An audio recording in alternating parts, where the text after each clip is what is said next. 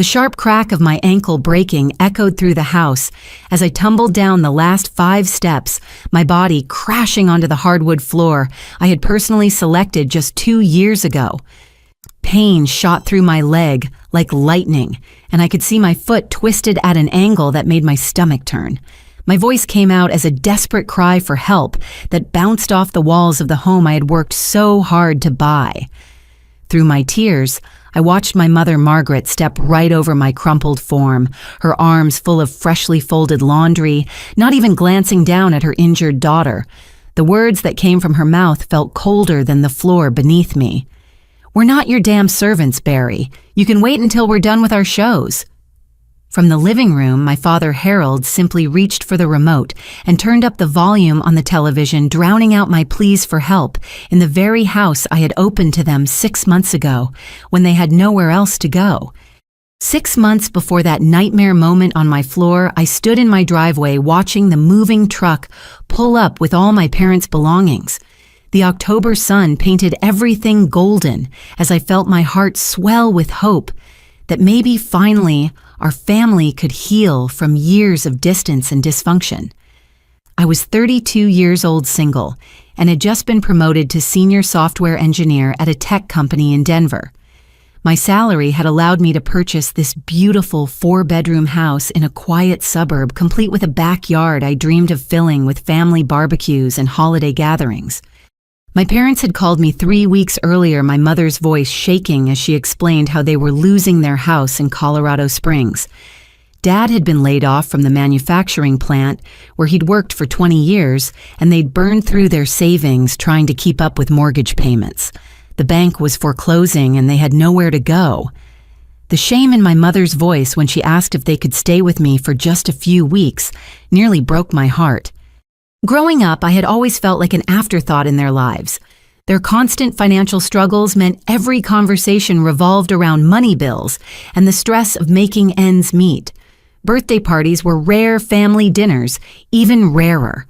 I spent most evenings alone in my room teaching myself to code on an ancient computer, while they argued in the kitchen about which bill to pay first. When I earned a full scholarship to the University of Colorado, they seemed almost surprised, as if they'd forgotten they had a daughter capable of achieving something. But that October day, watching them unload boxes labeled with rooms in my house, I thought things would be different. My mother had tears in her eyes as she hugged me, whispering promises about how they'd help with cooking and cleaning, how grateful they were, how this time would be their chance to be the parents they hadn't been able to be before. My father, usually stoic and distant, actually smiled and squeezed my shoulder, telling me I was a good daughter. The first week felt like a dream. Mom cooked elaborate dinners, filling my usually quiet kitchen with the sounds and smells I'd missed during my childhood. Dad fixed the squeaky hinges I'd been meaning to repair and organized the garage. We ate together at the dining table I'd bought, but never used sharing stories and laughing. For the first time in my adult life, I felt like I had a real family. But dreams have a way of curdling into nightmares when you're not paying attention. By the 3rd week, the elaborate dinners became demands for specific groceries I should buy. The helpful repairs turned into complaints about everything wrong with my house. The family dinners transformed into interrogations about my salary, my savings, my spending habits. They started treating my home like a hotel where they were perpetual guests who never had to check out or pay a bill. I told myself it was an adjustment period. They'd been independent for so long, it must be hard to accept help from their daughter. I threw myself into my work, often staying late at the office to avoid the increasingly tense atmosphere at home. My 60-hour work weeks became my escape from the people I'd invited in to save. Looking back now, lying broken on my floor, I realized those red flags were warnings I chose to paint over with the bright colors of false hope. The morning of my fall started like any other in what had become my new normal. I woke at 5:30 to get ready for work, quietly trying not to disturb my parents, who had taken over the master bedroom suite while I moved to the smaller guest room. They'd insisted the larger bathroom was better for Dad's back, and I hadn't fought them on it. Choose your battles, I kept telling myself. I was hurrying down the stairs, already running late for an important presentation, when my foot caught on something. The carpet runner that had always been perfectly secure suddenly gave way, and I found myself airborne for a terrifying second before gravity claimed me. The impact came in waves, first my hip hitting the edge of a step, then my ankle twisting as it caught between the balusters, and finally my body slamming onto the floor at the bottom. The pain was immediate and overwhelming. I'd broken bones before a wrist in college from a skiing accident, but this was different. This was the kind of pain that made the world go white at the edges. I could see my ankle already swelling, the joint bent in a way that human anatomy never intended. Every tiny movement sent fresh waves of agony through my entire leg. I called out for help, my voice cracking with pain and fear. I could hear movement upstairs, footsteps in the kitchen, the television playing in the living room. They were home. They heard me, but no one came. Minutes that felt like hours passed before my mother finally appeared at the top of the stairs, carrying an armload of laundry from my washer and dryer. She looked down at me with an expression I'll never forget, mild annoyance, as if I were a piece of furniture placed inconveniently in her path. She descended the stairs, slowly stepped over my prone body without a word, and continued toward the guest bedroom. It wasn't until she came back that she finally spoke those words that would echo in my mind forever. The cruelty of her statement was matched only by its delivery. She stood there wearing my gold tennis bracelet, the one my best friend Emma had given me for my 30th birthday, and a cashmere sweater I'd bought for a company party but never worn. Her tone suggested I was throwing a tantrum rather than lying injured on the floor of my own home. Fighting through the pain, I managed to drag myself across the floor to the couch, each movement sending fresh spikes of agony through my leg. My father hadn't moved from his recliner, the one he'd claimed as his own the day they moved in. He glanced at me over his newspaper, his expression suggesting I was disturbing his peaceful morning. "Maybe this will teach you some humility," he said, returning to his paper. "Always thinking you're better than everyone else with your fancy job and your big house. A little pain might do you good." The coffee table between us was strewn with familiar items that made my blood run cold despite the pain. My wallet lay open, credit cards fanned out like a poker hand. Bank statements I kept in my home office were scattered across the surface, certain lines highlighted in yellow. My emergency fund folder, which I kept in what I thought was a secure filing cabinet, sat empty beside a calculator, showing figures that made my stomach drop. Through gritted teeth, I demanded to know what they were doing with my financial documents. My mother returned from the bedroom, having changed into another outfit from my closet, and laughed. She actually laughed at her daughter lying there with a broken ankle, asking about the violation of privacy and trust. "Family shares everything, Barry," she said, settling into the chair across from me. "We've just been borrowing a little here and there. You make so much money you probably didn't even notice. Besides, we're your parents. We gave you life. Don't you think we deserve something for that?" The number my father had written on a notepad made me forget the physical pain for a moment. $12,000. They'd taken $12,000 from my emergency fund over 4 months. The fund I'd built up over years of careful saving meant for real emergencies like medical bills or job loss. They'd been stealing from me while I worked myself to exhaustion to provide for all of us. I reached for my phone to call for help, but my mother snatched it away. "You're being dramatic," she said. "It's probably just a sprain. No need to waste money on an ambulance when you have parents right here to take care of you. Though I don't know why we should help someone who's so ungrateful." Trapped on the couch with my phone held hostage, I could only watch in growing horror as my parents prepared for what appeared to be a planned social event. My mother bustled around the kitchen, pulling out the china that had belonged to my grandmother, the one thing of sentimental value I'd managed to save from my childhood. She was preparing a feast using groceries I'd bought, humming to herself as if her daughter wasn't lying injured just 20 feet away. Around noon, the doorbell rang and my Aunt Susan entered along with Uncle Frank. They greeted my parents warmly, barely glancing in my direction as they passed through the living room. The smell of roast chicken filled the air, a cruel reminder that I hadn't eaten since the previous evening. Every time I tried to speak up to explain my situation, my mother would talk over me, her voice drowning out my attempts. "She's having one of her episodes," Margaret told Susan in a stage whisper loud enough for me to hear. "You know how she gets. Always seeking attention, making everything about her. Just like when she was little. Remember, always crying about something." My aunt looked at me with a mixture of pity and disgust that cut deeper than any physical pain. I hadn't seen Susan in 3 years, not since a family reunion where everything had seemed fine. Now she was nodding along as my mother spun elaborate tales about my supposed mental instability, my alleged drug use, my cruelty toward the parents who had sacrificed so much for me. "We walk on eggshells around her," my father added, carving the chicken with the knife set I'd bought myself as a housewarming gift. "She flies into rages over the smallest things. Yesterday, she screamed at Margaret for doing her laundry. Can you imagine? Her poor mother was just trying to help. I wanted to scream that she hadn't been doing my laundry. She'd been stealing my clothes. But my voice came out as a weak croak easily dismissed as more drama from the unstable daughter. Uncle Frank, who had always been kind to me growing up, wouldn't even meet my eyes. He focused on his plate as my parents continued their character assassination.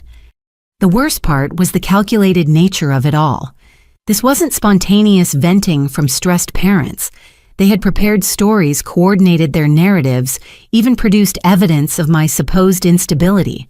My mother showed Susan prescription bottles from my medicine cabinet, vitamins and allergy medication, transformed into proof of drug abuse through creative storytelling.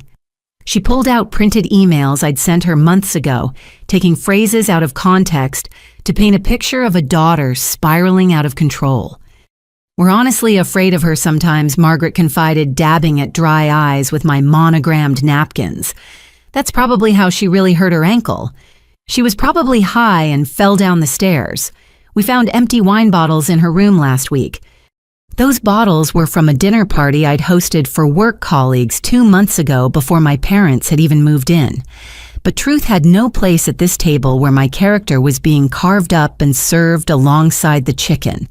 They were systematically destroying my reputation with the extended family, ensuring that when I finally escaped this situation, I'd have no one to turn to for help or support. As the afternoon wore on, my ankle continued to swell. The pain came in waves, now accompanied by nausea that made the smell of food unbearable. I'd managed to inch myself closer to the front door, thinking maybe I could crawl outside and flag down a neighbor when my father noticed my movement. "Where do you think you're going?" he asked, standing between me and the door. "You're not going to embarrass this family by making a scene in front of the neighbors. You'll sit there and think about your behavior until you're ready to apologize to your mother for your rudeness this morning."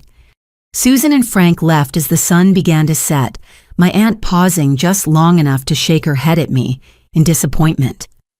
Poor Margaret and Harold. I heard her tell Frank as they walked to their car, having to deal with such a difficult child even at her age. Some children never grow up, do they? Night had fallen by the time I finally convinced my parents to return my phone. I'd resorted to begging, promising I would only use it to check work emails, swearing I wouldn't call anyone. My mother threw it at me from across the room, the device hitting my injured leg and sending a fresh wave of pain through my body. She laughed at my cry of pain, telling my father I was still being dramatic about a little bruise. My hands shook as I unlocked the screen, immediately opening my messages. I had to be strategic.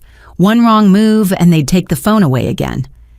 I pulled up my conversation with Emma, my best friend since college, who worked as a nurse at Presbyterian St. Joseph Hospital. My fingers fumbled over the keys as I typed a simple message: "Need help. Emergency. Please come." While waiting for her response, I scrolled through my missed calls and messages from work. 3 from my manager wondering why I'd missed the presentation. 2 from teammates checking if I was okay. 1 voicemail from HR. My career, the thing I'd worked so hard to build, was crumbling while I lay here trapped by the very people who should have been helping me. Emma's call came through within minutes. I answered with the phone on speaker, pretending it was a work call to avoid suspicion. Her cheerful voice filled the room, asking about lunch plans tomorrow, playing along when she heard the tension in my voice. But then she said something that made my blood run cold. By the way, Barry, I need to thank you for clearing up that misunderstanding with my supervisor last week. Emma said, her tone carefully neutral. Someone called the hospital claiming I was stealing drugs and providing them to a patient. Can you believe that they even knew specific details about my shifts and which patients I work with?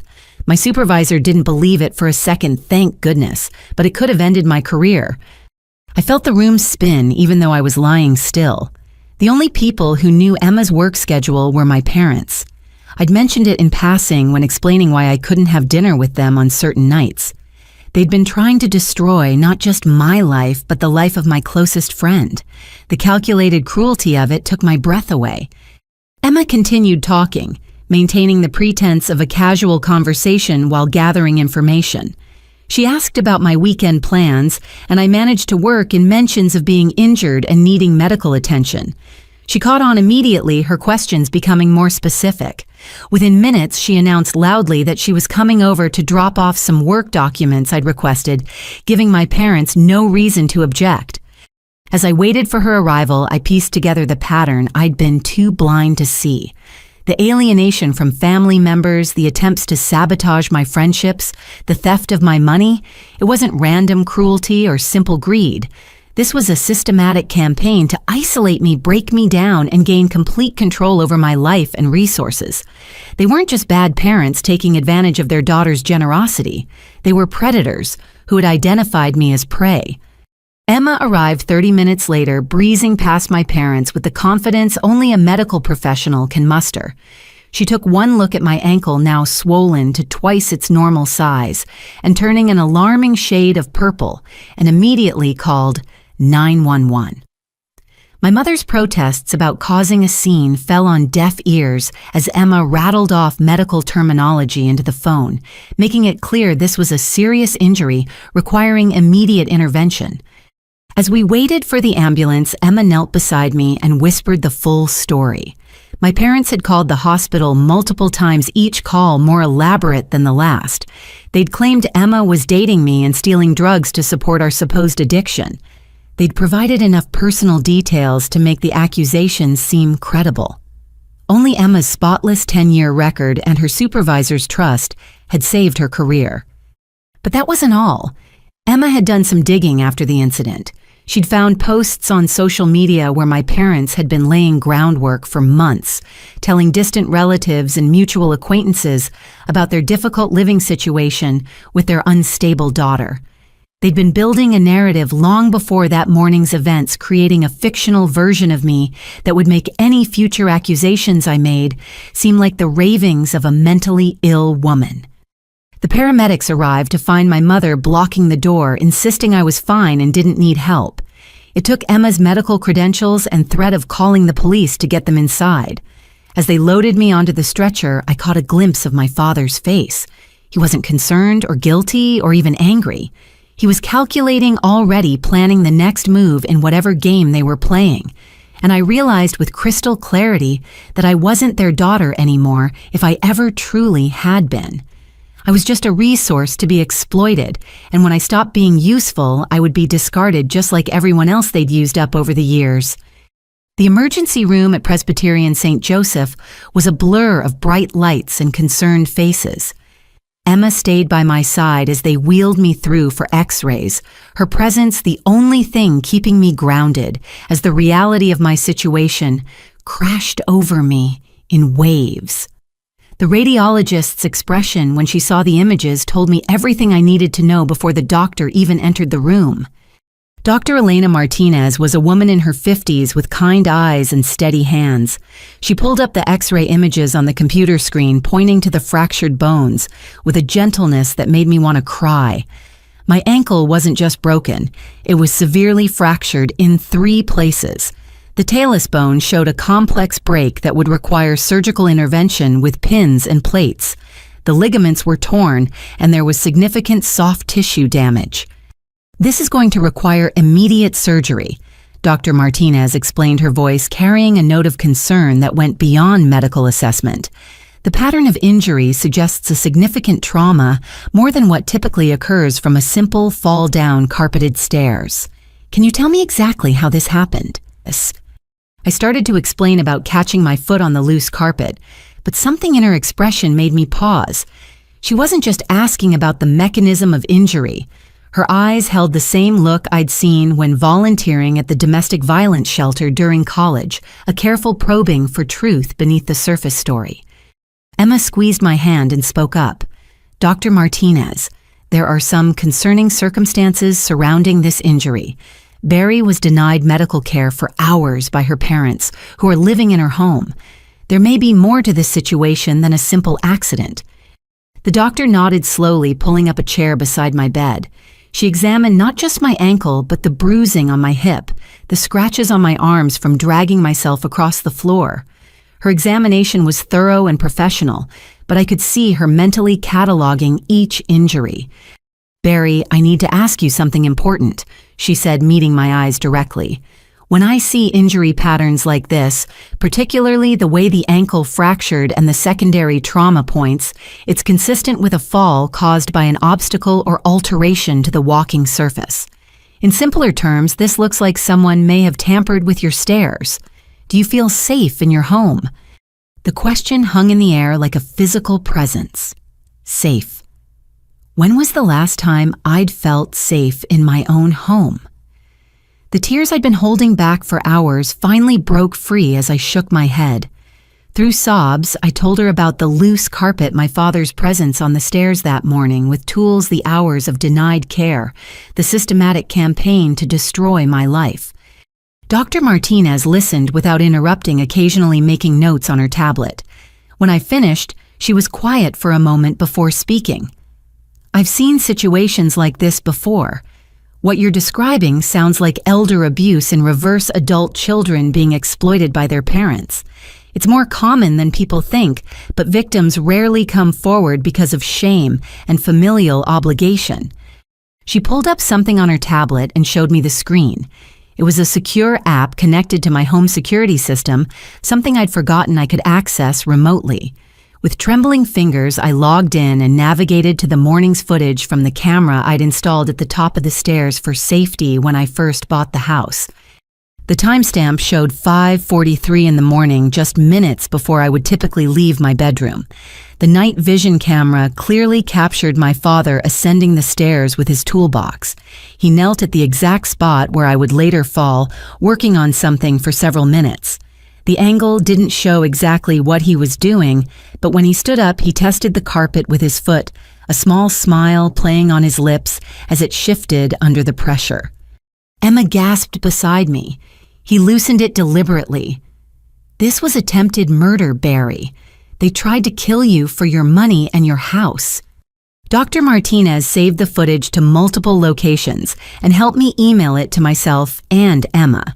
She then called hospital security and asked them to station someone outside my room. "This is evidence of a crime," she said. "I'm going to help you file a police report, but first we need to get you into surgery. Your ankle can't wait much longer without risking permanent damage." As they prepared me for surgery, I gave Emma my phone and asked her to call Jennifer Walsh, a lawyer I'd worked with on some intellectual property cases for my company. I needed legal help and I needed it immediately. Emma also promised to go to my house and gather important documents using the spare key I kept hidden that my parents didn't know about. The anesthesiologist arrived to explain the procedure, but I could barely focus on his words. My mind was racing through everything that had happened, seeing patterns I'd been too trusting to notice before. The way my parents had insisted on handling mail duties, probably to intercept any financial statements. Their sudden interest in my work schedule, ensuring they knew when I'd be out of the house. The small things that had gone missing, items I'd blamed on my own forgetfulness. Before they wheeled me into surgery, Dr. Martinez leaned close. "You're safe here," she assured me. "We'll take care of your ankle, and security will make sure your parents can't get to you. When you wake up, we'll help you take the next steps. You're not alone in this." As the anesthesia took hold, I thought about her words. For the first time in 6 months, I wasn't alone. I had Emma, who'd risked her career to help me. I had Dr. Martinez, who'd seen through the surface to the crime beneath. I had video evidence of my father's deliberate sabotage. The fog of manipulation was lifting, replaced by a clarity that was both terrifying and liberating. My parents had tried to break me literally and figuratively, but they'd made one crucial mistake. They'd left me alive to fight back. I woke from surgery to find my hospital room transformed into a makeshift war room. Emma sat in one chair with my laptop open, sorting through documents she'd retrieved from my house.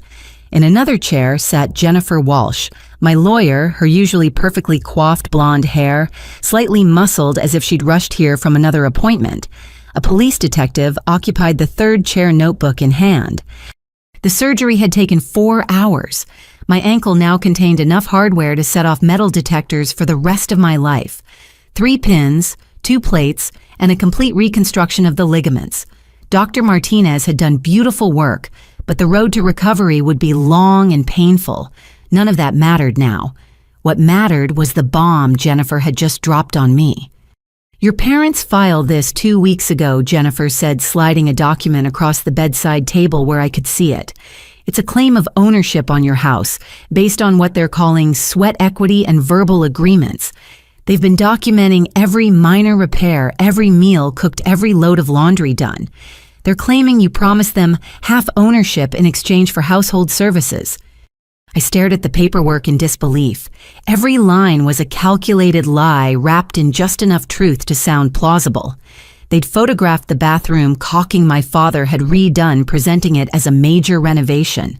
They'd kept receipts for groceries, claiming they'd invested thousands in home improvements.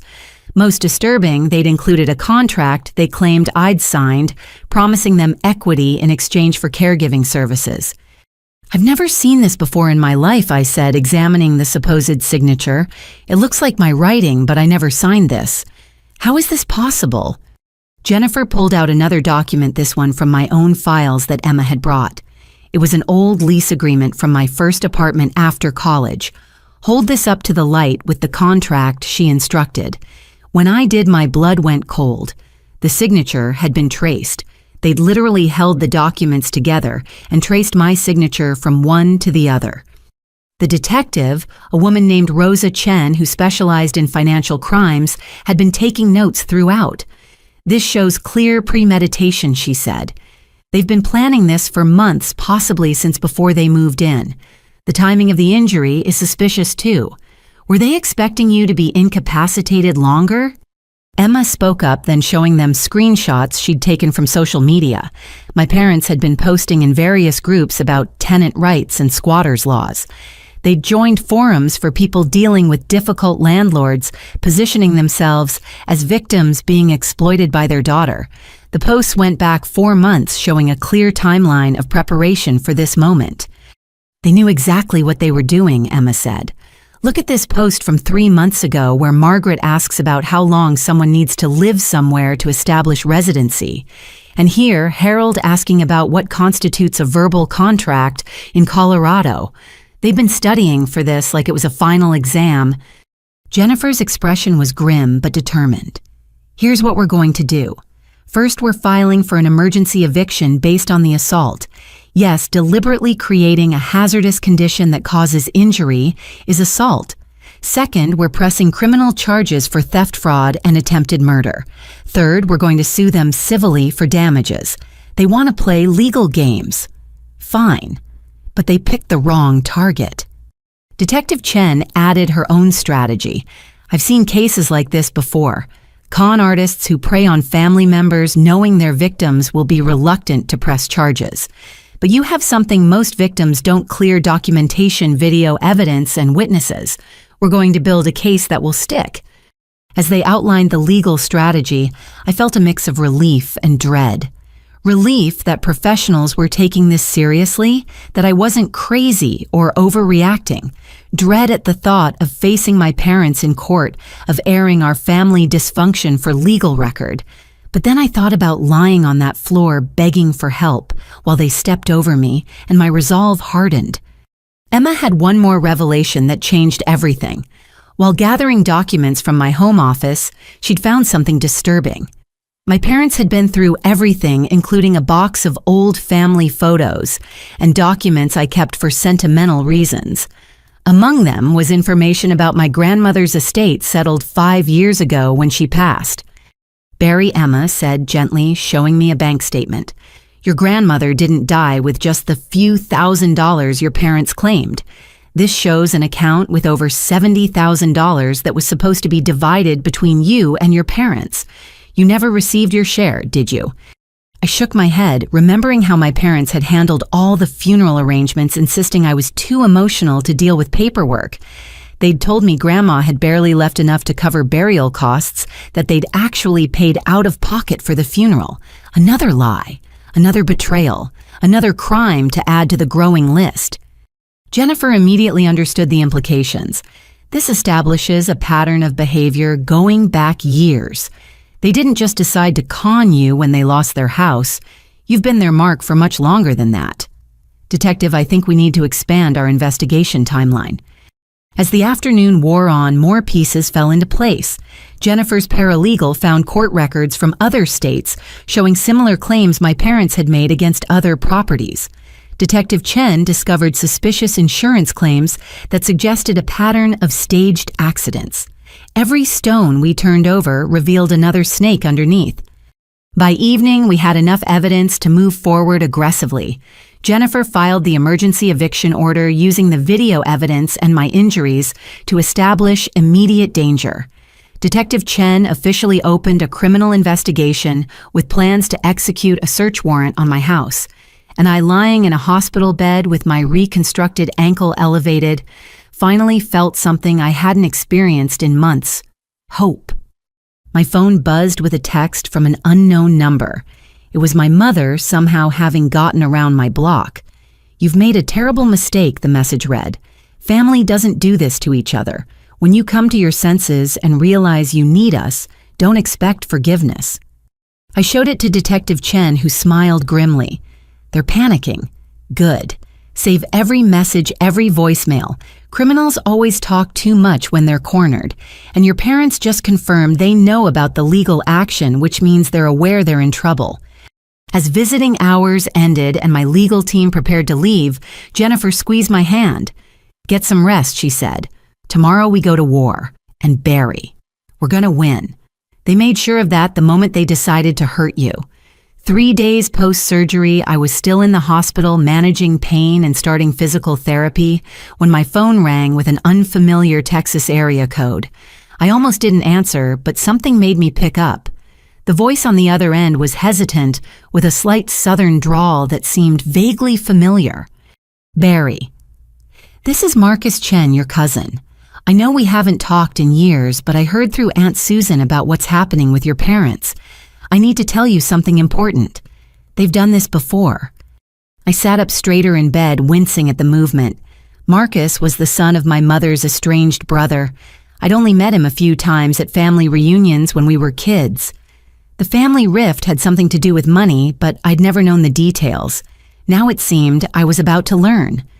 5 years ago, my mom, your great-aunt Dorothy, was living alone in Houston after my dad passed. Marcus explained. She was 82, still sharp but getting frail. Your parents showed up one day, said they were worried about her living alone, wanted to help take care of her. Mom was so happy to have family around again. She invited them to move in. The story that unfolded was eerily familiar. Margaret and Harold had presented themselves as loving caregivers, handling Dorothy's shopping, cooking, and home maintenance. Within weeks, they'd convinced her to add them to her bank accounts for convenience. Within months, they were withdrawing large sums, claiming it was for home repairs and medical expenses that never materialized.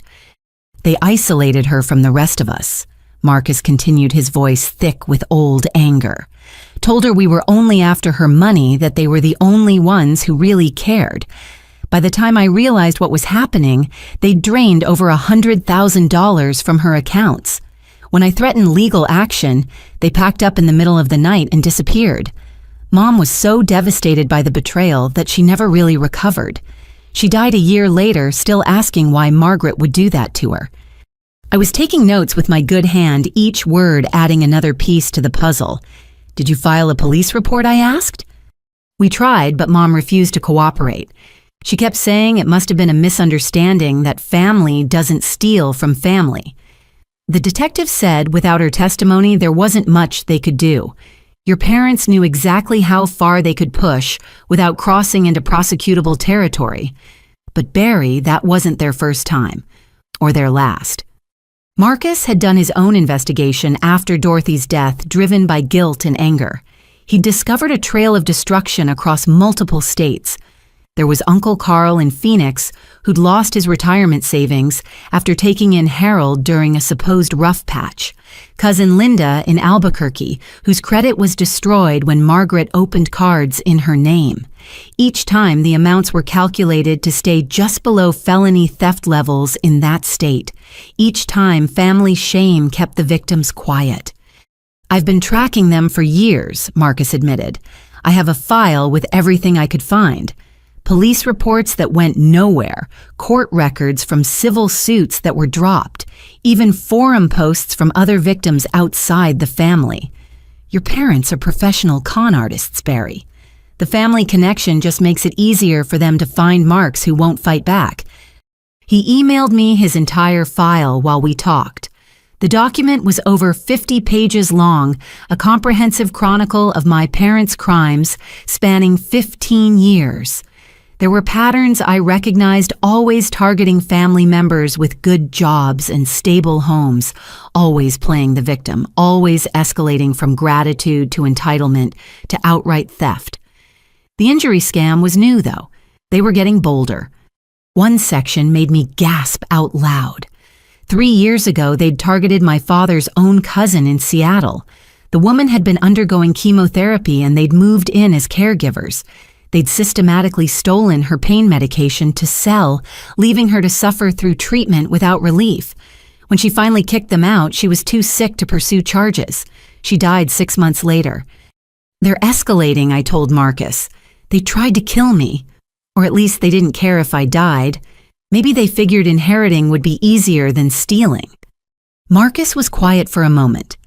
"There's something else you need to know. I hired a private investigator after Mom died. He found evidence that your parents have been married and divorced 3 times. Not from each other, mind you. They've divorced and remarried each other 3 times in different states.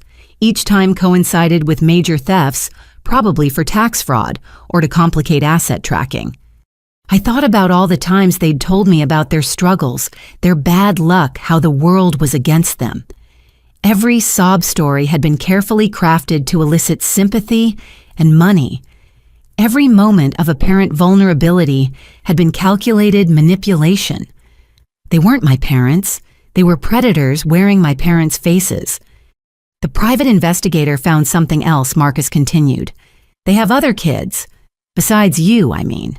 At least 2 others that he could confirm abandoned when those wells ran dry. They're out there somewhere, probably with their own stories of betrayal. You're not alone in this, Barry. You're just the first one with enough evidence to fight back." After we hung up, I forwarded Marcus's file to Jennifer and Detective Chen. The response was immediate. Jennifer called within minutes, her professional composure cracking with excitement. "This changes everything. We're not dealing with desperate parents making bad choices. We're dealing with career criminals who've been perfecting their methods for decades.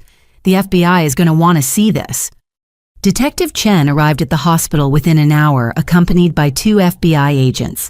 They'd been building a case against my parents for interstate fraud but lacked the comprehensive evidence Marcus had compiled.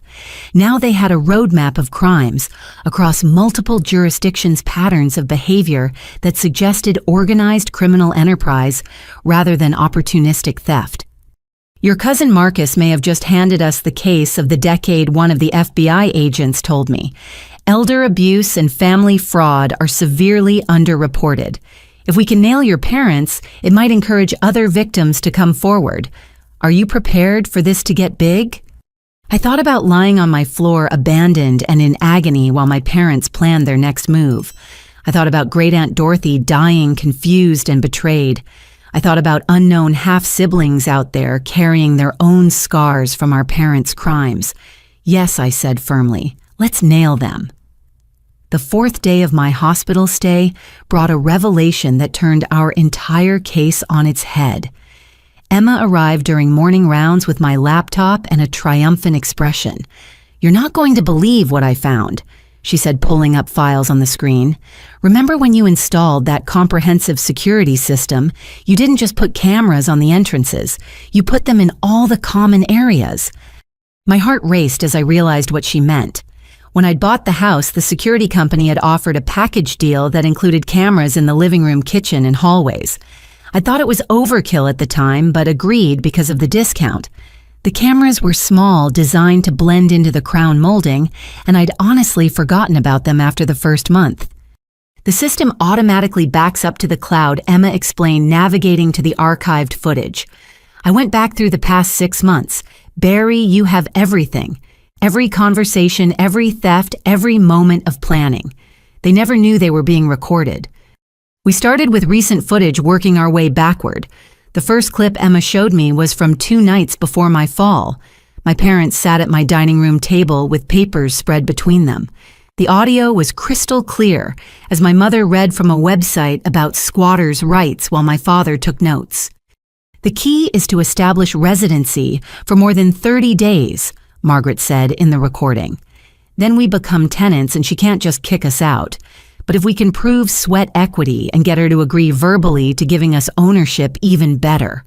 We just need her vulnerable enough to agree to anything." "That's where the accident comes in," Harold replied. "A broken leg, maybe some head trauma. She'll be dependent on us for weeks. We can get her to sign anything while she's on pain medication. Power of attorney would be ideal." I felt sick listening to them plan my injury like they were discussing a grocery list. But it got worse. The next clip was from a week earlier, showing them on a phone call with someone named Vincent, who appeared to be coaching them through the legal aspects of property theft. "The daughter angle is perfect." Vincent's voice came through the speakerphone. "Judges hate to see adult children throwing out elderly parents. Play up the fixed income sob story. If she fights back, claim elder abuse. The accusation alone will complicate things for months." Emma had organized the clips chronologically, creating a timeline of premeditation that would devastate any defense they might mount. There were conversations about hiding my mail to intercept bank statements, discussions about which relatives to turn against me, even practice sessions where they rehearsed their victim narratives. One clip from 3 months ago showed them laughing about their previous crimes. "Remember Carl's face when he realized we'd emptied his accounts?" Margaret giggled. "And he still sent us a Christmas card the next year. These people are so pathetic with their family loyalty nonsense." The most damning footage came from the morning of my fall. The hallway camera captured Harold heading upstairs with his toolbox at 5:43, just as the stairway camera had shown. But the living room camera caught their conversation afterward before I woke up. Harold returned to report mission accomplished, and Margaret reminded him to act surprised when I fell. They then discussed whether to call an ambulance immediately or let me suffer for a few hours to increase my desperation. "Let her marinate in pain for a while," Margaret had said. "The more desperate she is, the more grateful she'll be when we finally help. Classic trauma bonding. She'll sign anything we want by the time we're done." I had to excuse myself to vomit in the hospital bathroom. The calculated cruelty was beyond anything I'd imagined. These weren't parents who'd lost their way. These were monsters who'd birthed and raised me for the sole purpose of eventual exploitation. Jennifer arrived as we were reviewing the final batch of recordings. Her usual professional demeanor cracked as she watched clip after clip of criminal conspiracy playing out in my own home. "This is..." She paused, searching for words. "This is the most comprehensive evidence package I've ever seen. They convicted themselves 100 times over. We need to get this to the FBI immediately." The FBI agents who'd visited the day before returned within hours this time, with a full forensics team and federal prosecutors. They set up in a hospital conference room, going through every minute of footage with the kind of intense focus usually reserved for organized crime investigations, which I was beginning to realize this actually was. One agent pulled me aside during a break. "Ms. Chen, what your parents have done goes beyond fraud or theft. This level of premeditation, the conspiracy with outside advisors, the interstate pattern, this is RICO territory, racketeering charges. We're talking serious federal time." As the day progressed, the scope of the investigation expanded. The mysterious Vincent on the phone calls was identified as Vincent Moretti, a disbarred attorney who specialized in teaching criminals how to exploit family relationships for profit. The FBI had been trying to nail him for years but could never find victims willing to testify. Now they had hours of recorded conversations proving his involvement. By evening, warrants were being prepared not just for my parents, but for their entire network. The prosecutor explained that my case could break open dozens of cold cases across the country. Families who'd been too ashamed or heartbroken to pursue justice might finally see their abusers face consequences. But the recordings revealed one more crucial detail that changed our approach. In a conversation from just 2 days ago after they'd learned about my legal action, my parents discussed fleeing to Mexico, where Margaret's cousin operated a vacation rental business. They'd already transferred money to an account there and had plane tickets booked for the following week. We need to move fast, the lead FBI agent decided. If they run, it becomes infinitely harder to prosecute. We're going to coordinate simultaneous arrests. Your parents, Vincent Moretti, and at least 3 other co-conspirators identified in the recordings. This ends now. As the team prepared for the raids, I sat in my hospital bed, laptop open to a folder containing 6 months of my life under surveillance. Every humiliation, every violation, every moment of pain had been captured. But so had every crime, every confession, every damning word from their own mouths. They'd thought they were directors of my tragedy. Instead, they'd filmed their own downfall. Dawn broke gray and rainy on the day everything unraveled. I was cleared for discharge with strict instructions to keep weight off my ankle for another week, but I couldn't bear another hour in the hospital. Emma had arranged for a wheelchair-accessible hotel suite near the courthouse, anticipating the legal proceedings ahead. What I didn't anticipate was my parents' final desperate gambit. I was signing discharge papers when a commotion erupted in the hallway. Through the door's window, I could see my Aunt Susan arguing with hospital security. Behind her stood my parents, Harold clutching a folder of documents, while Margaret performed an Oscar-worthy display of maternal distress. With them was a woman in a severe black suit who could only be a lawyer. "They're trying to have you declared incompetent," my nurse whispered quickly, locking the door. "Dr. Martinez warned us this might happen. Security is on their way, but you should call your lawyer immediately." Jennifer answered on the first ring, already aware of the situation.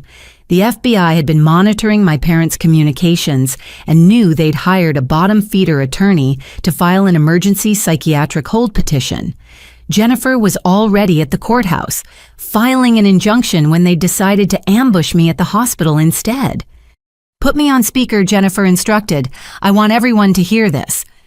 I rolled my wheelchair to the door phone held high. Jennifer's voice carried clearly through the glass. "Mr. and Mrs. Chen, this is Jennifer Walsh, attorney for Barry Chen.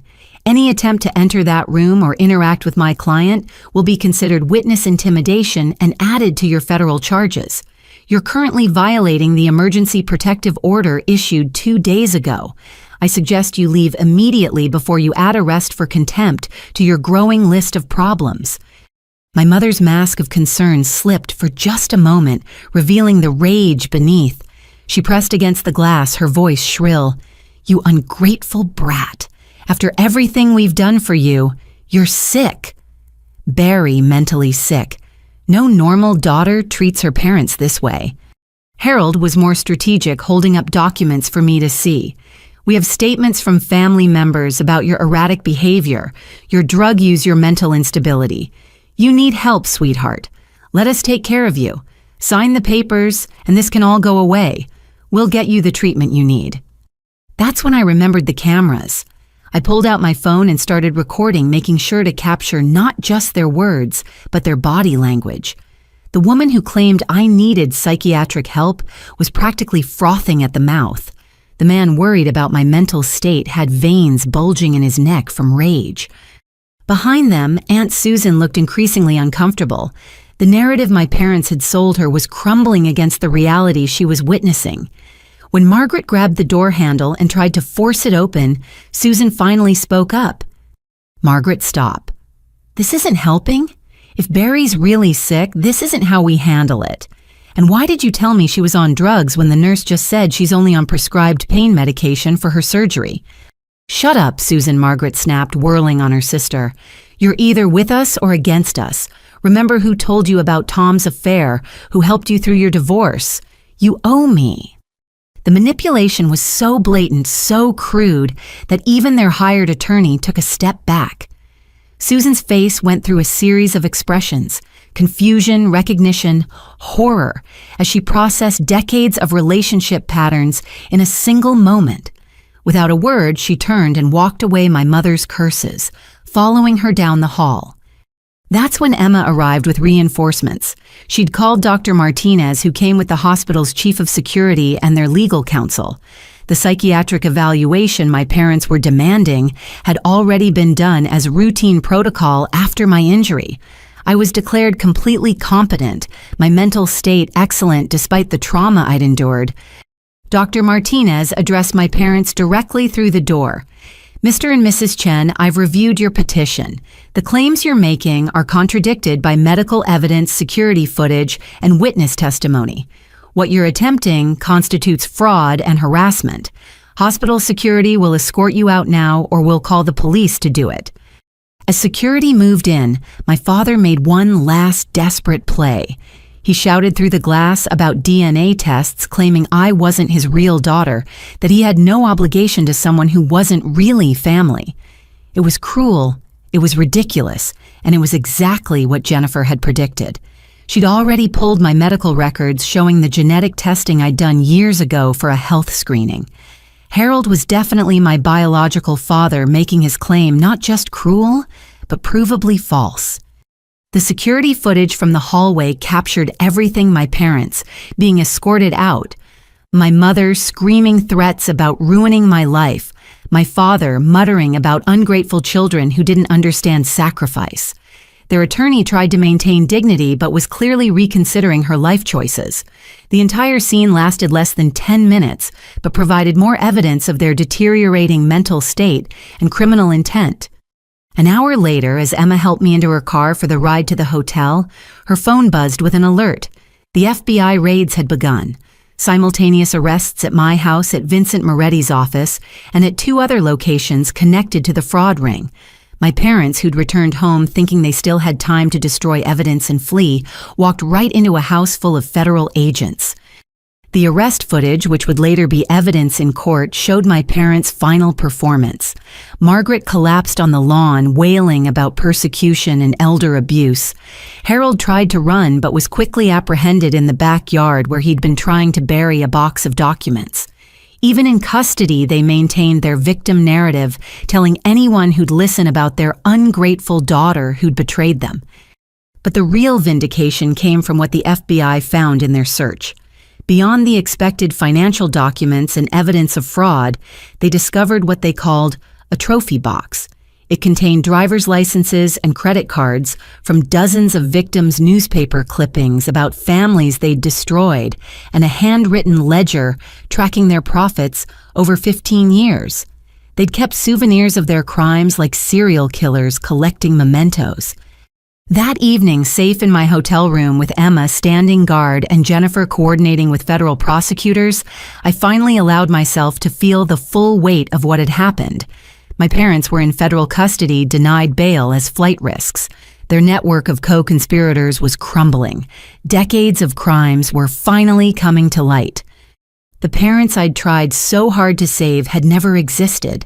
The people who raised me were criminals who saw me not as a daughter, but as a long-term investment.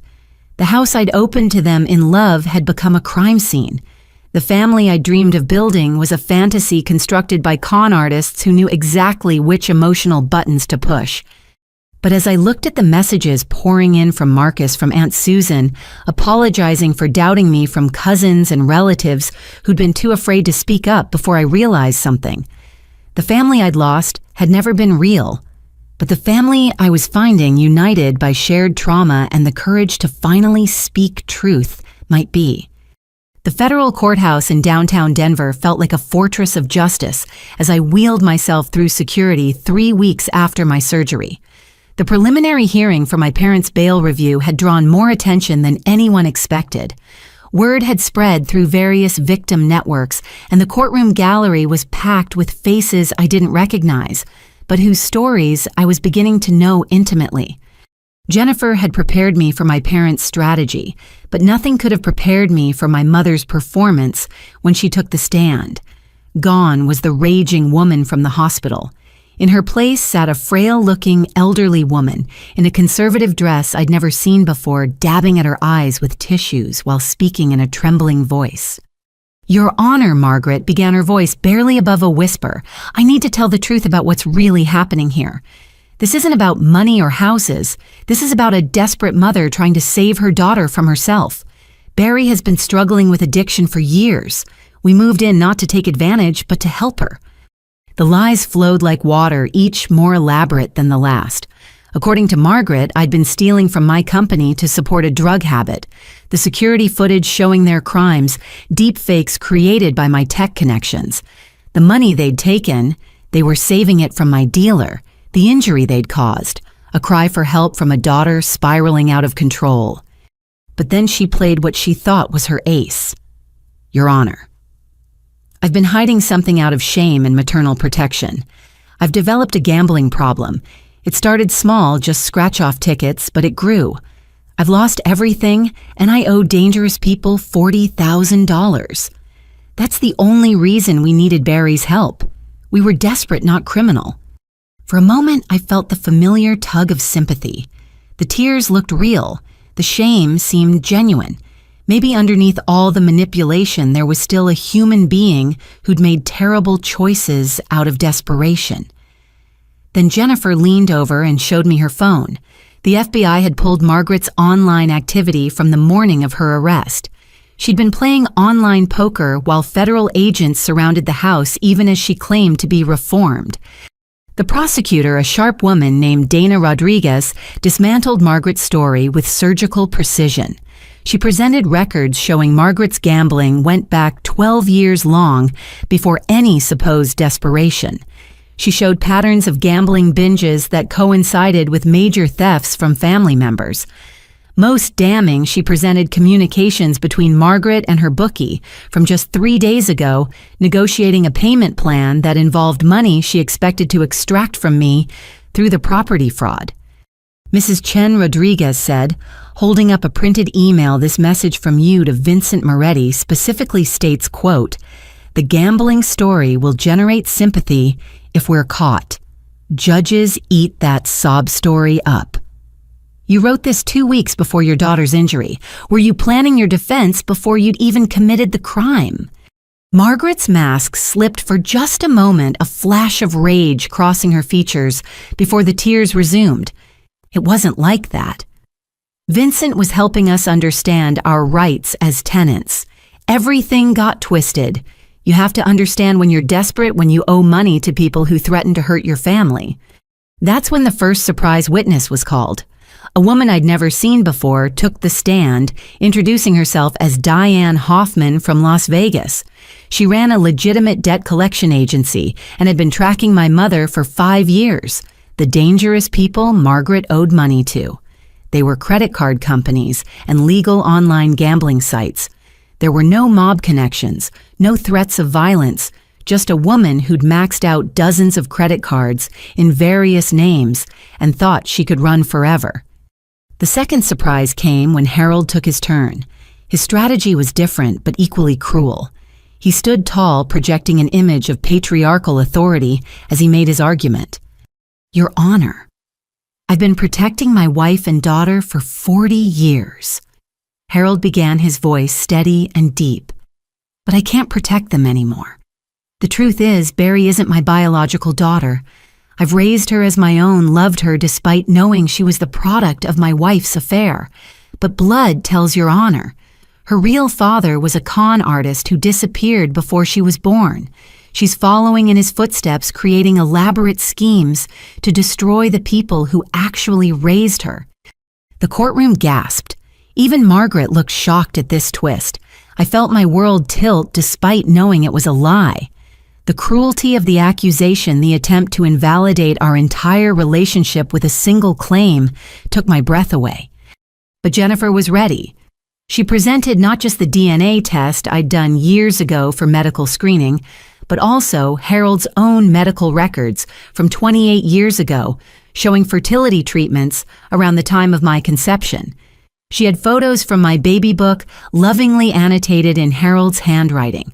Most devastatingly, she had a recording from the security cameras of Harold 3 months ago, drunk and rambling to Margaret about how proud he'd been when I was born, how I looked just like his mother. Rodriguez drove the final nail in. Mr. Chen, you've testified under oath that Barry isn't your daughter. Yet in this recorded conversation from your wife's seized phone, you're heard saying, quote, "She's too much like me, that's the problem. Same stubborn streak, same need to be right. If she wasn't so definitely my kid, this would be easier." Would you like to reconsider your testimony before perjury charges are added to your case? Harold's composure cracked. He started ranting about ungrateful children, about the sacrifices he'd made, about how the world owed him more than he'd gotten. The judge had to call for order as Harold shouted about his right to compensation for raising a child who wouldn't even share her success.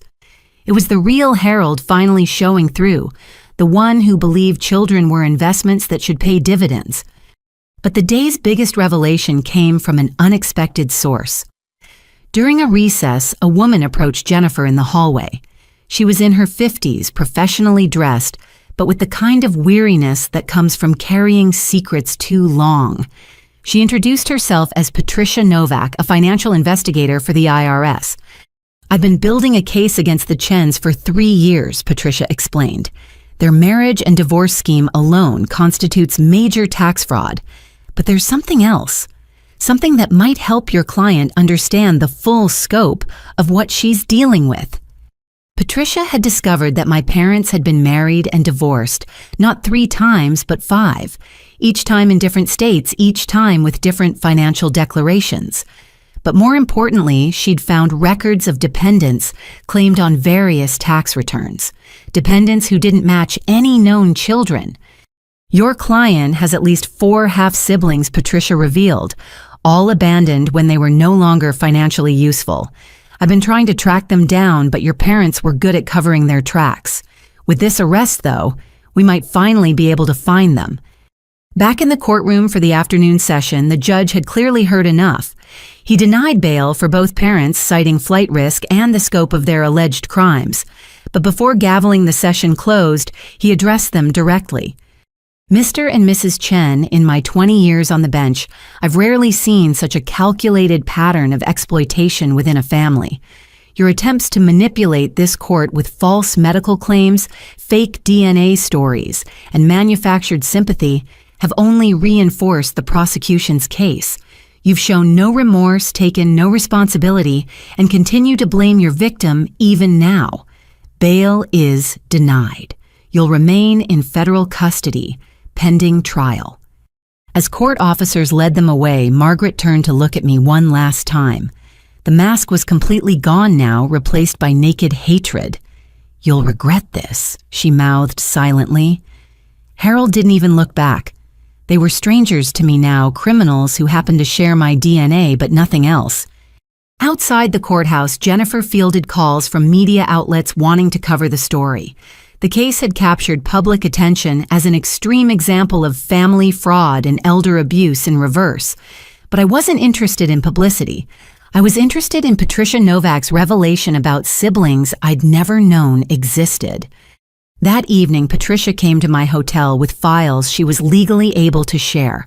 4 names, 4 faces in old photographs, 4 stories of abandonment. Grace in Michigan, Daniel in Florida, Sarah in Arizona, and Michael in Oregon. All born during the years my parents were supposedly struggling to raise me. All left behind when their usefulness expired. "They'll be hard to find," Patricia warned. "Your parents were good at disappearing and reinventing themselves. These siblings might not even know their real last names. But with the FBI's resources and the public attention this case is getting, we might have a chance."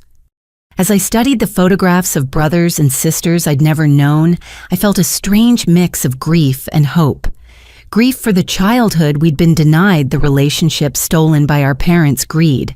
Hope that maybe from the ashes of this destroyed family, something real could grow. We were all victims of the same criminals, bound by DNA and betrayal. Perhaps that was enough foundation to build something better than what we'd lost. The main event began 6 months after my injury on a crisp April morning that felt more like Judgment Day than just another court date. The federal trial of United States versus Harold and Margaret Chen had drawn national media attention as a landmark case in family fraud prosecution. Court TV was broadcasting live, and the gallery was packed with victims' rights advocates, legal scholars, and more than a dozen of my parents' victims from across the country. I'd spent the morning in Jennifer's office going over my testimony one final time. The cast on my ankle had been replaced with a walking boot, but I still used a cane for stability. The physical healing was progressing well. The emotional healing was another matter entirely. Remember, Jennifer, coach, they're going to try to provoke you. Their entire defense strategy hinges on painting you as unstable, vindictive, and cruel. Don't give them ammunition. Stay calm, stick to facts, and let the evidence speak for itself. The prosecution had built an overwhelming case.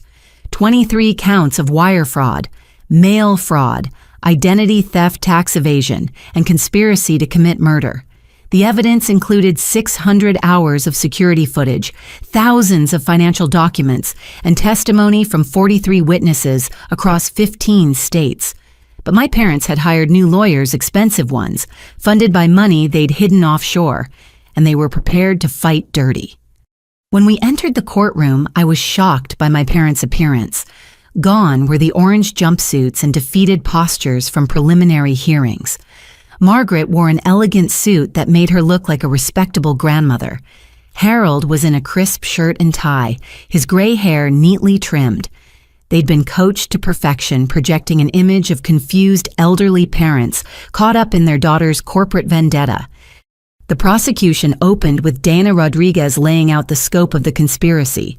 Using charts and timelines, she showed how my parents had systematically defrauded family members for 2 decades, stealing over $800,000 through various schemes. She played security footage of them planning my injuries, celebrating their thefts, and coaching each other on manipulation tactics.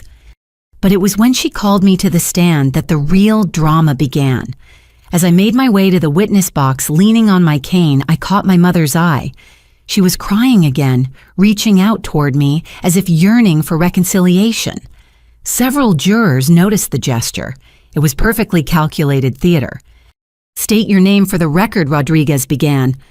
"Barry Chen," I replied, my voice steady despite the churning in my stomach. The questions started simply establishing facts about my parents, moving in the timeline of events, the discovery of theft. I kept my answers brief and factual, resisting the urge to editorialize. Then Rodriguez showed the security footage from the morning of my injury. "Can you describe what you see in this video?" she asked. I watched myself on the screen, hurrying down the stairs, catching my foot on the deliberately loosened carpet, falling in a cascade of limbs and pain. Even knowing it was coming, I flinched at the impact. "That's me falling down the stairs in my home at approximately 6:20 on October 15th, I said. "You can see my foot catching on the carpet runner that had been secure the night before." "And what happened after you fell?"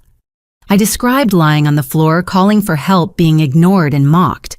Rodriguez played the corresponding audio, my desperate pleas, contrasting with my parents' callous responses. Several jurors looked disgusted. One elderly woman had tears in her eyes. But then came cross-examination, and my parents' lead attorney, a shark named William Thornton, went for blood. Ms. Chen, Thornton began, his voice oozing false sympathy. "This must be very difficult for you. Testifying against the people who raised you, who sacrificed everything for you. Tell me, when did you first start resenting your parents?" "I don't resent them," I replied carefully. "I'm heartbroken by their choices." "Their choices, or your interpretation of their choices?" Thornton produced a document. "This is your journal from high school. You wrote, and I quote, "I hate how poor we are. I hate that mom shops at thrift stores. I'm embarrassed by our apartment." Sounds like resentment to me. Jennifer objected, but the damage was done. Thornton continued pulling quotes from my teenage years, painting a picture of a spoiled child who'd always looked down on her struggling parents. He brought up every fight, every moment of teenage rebellion, every time I'd been less than a perfect daughter. "You make $300,000 a year, correct?" he asked. "While your parents were living on Social Security." "They weren't living on Social Security," I protested. "They were living on money they stole from family members." "Allegedly stole," Thornton corrected. "But let's talk about your mental health, Ms. Chen. You've been in therapy since college, correct? Anxiety, depression, trust issues." And there it was, the attempt to pathologize my normal response to childhood trauma. But Rodriguez had prepared me for this. I took a deep breath and met his gaze directly.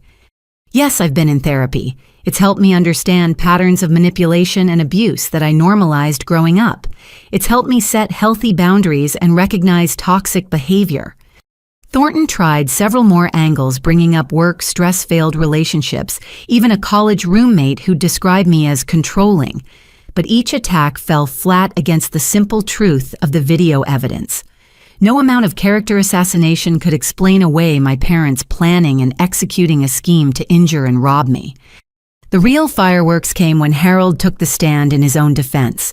Against his lawyer's advice, he'd insisted on testifying. His ego wouldn't let him stay silent while others told his story. It was a fatal mistake. Harold started strong, portraying himself as a loving father who'd made mistakes out of desperation. He admitted to taking money but claimed it was borrowed, not stolen. He admitted to the gambling but said it was a coping mechanism for stress. He even admitted to lying about the DNA test, claiming it was a moment of pain and anger. But then Rodriguez began her cross-examination, and Harold's composure crumbled. "Mr. Chen," she began pulling up a video clip. "Can you explain this conversation where you're discussing how to, quote, break Barry's spirit and make her dependent on us?" Harold's face flushed. "That's taken out of context. We were worried about her mental health. Sometimes tough love requires—" "Breaking someone's spirit is tough love," Rodriguez interrupted.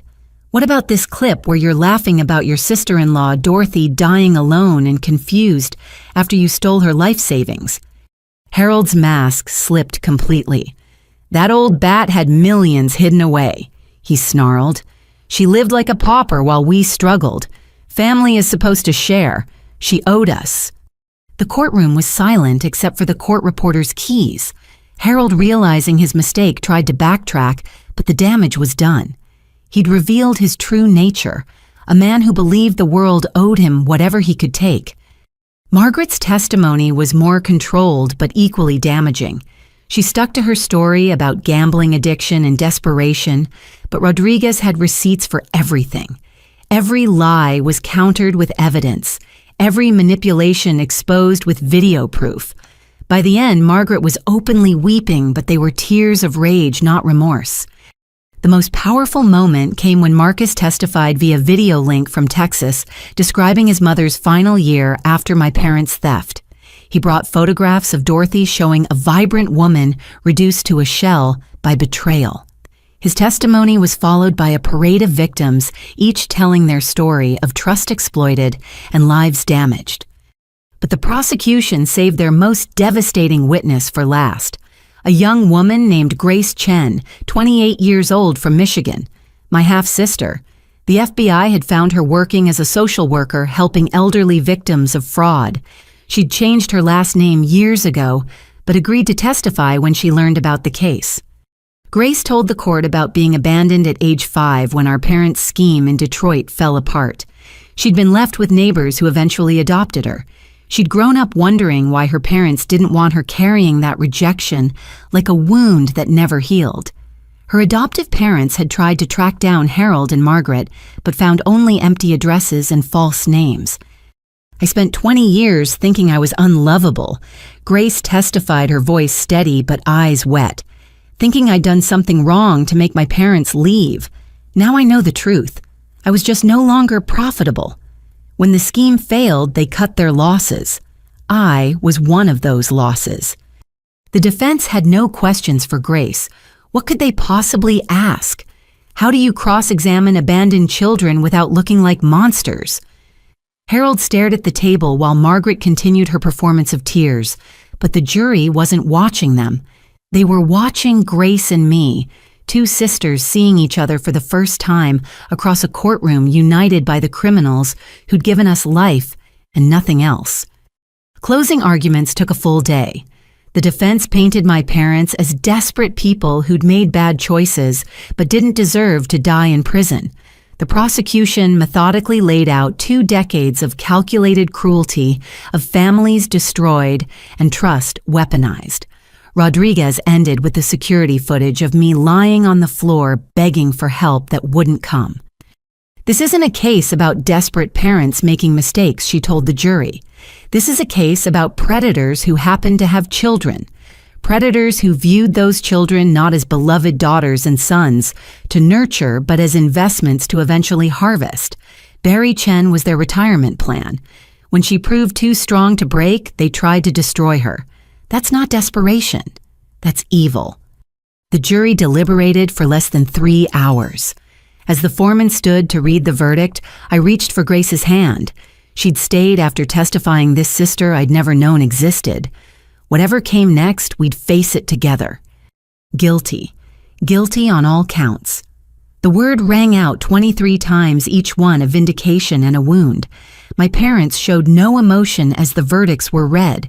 They'd played their final cards and lost. The judge scheduled sentencing for the following month and denied their request to remain free on bail pending appeal. As court officers led them away in handcuffs, Harold finally looked at me. For just a moment, I saw something that might have been regret, or maybe I just wanted to see it. Margaret never looked back. Her last words, spoken loud enough for everyone to hear, were, "I should have had that abortion." Outside the courthouse, the media waited with questions I wasn't ready to answer. But Grace stood beside me, along with Daniel and Sarah, the other siblings, who'd been found and had come for the verdict. We'd lost the parents we'd never really had, but we'd found each other, and that maybe was the beginning of something worth saving. 2 weeks after the verdict, I sat in a conference room at the FBI's Denver field office surrounded by bankers' boxes and evidence boards that looked like something from a conspiracy thriller. Special Agent Maria Santos, who'd taken point on the financial crimes aspect of the case, had called me in to discuss what she termed significant developments in the ongoing investigation. "Your parents' conviction was just the tip of the iceberg," Agent Santos explained, gesturing to a wall covered in photographs, documents, and connecting threads. "We've uncovered a nationwide network of family fraud that's been operating for over 20 years. Your parents weren't just criminals. They were part of an organized system." The investigation had expanded far beyond Harold and Margaret. Vincent Moretti, the disbarred attorney who'd coached them, had flipped immediately when faced with federal charges. His testimony revealed a sophisticated operation that trained people to exploit family relationships for profit. They had manuals, training seminars disguised as self-help workshops, even a mentorship program for new recruits. But the most disturbing revelation came from forensic accountants who'd traced the money. My parents hadn't just stolen from family members. They'd been using deceased relatives' identities to commit fraud on a massive scale. Grandparents, aunts, uncles, cousins who'd passed away had their social security numbers resurrected for credit applications, benefit claims, and tax fraud. Your grandmother Evelyn, who died in 2018, Agent Santos said gently, has been very busy since her death. According to our records, she's opened 14 credit cards, claimed unemployment in 3 states, and even voted in the last 2 elections. I felt sick. Grandma Evelyn had been the only relative who'd shown me consistent kindness growing up. To know they desecrated her memory for profit was a violation beyond words. That's not all, Santos continued. We found evidence of life insurance policies taken out on various family members without their knowledge, including you.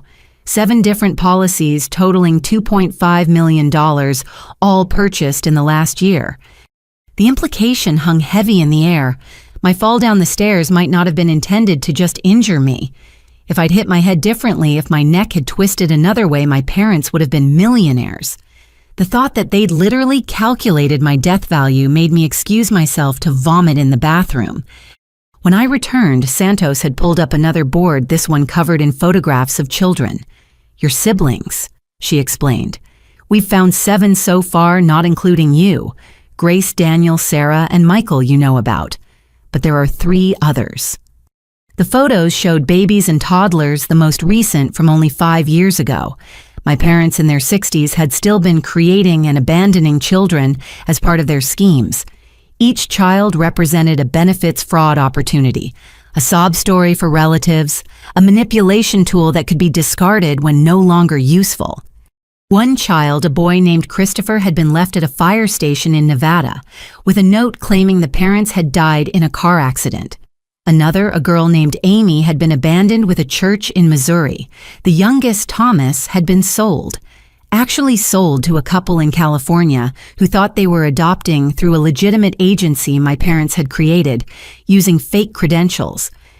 "We're working on reuniting all the siblings," Santos said.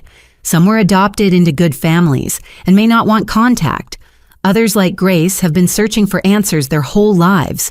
We'll let you know who's interested in connecting."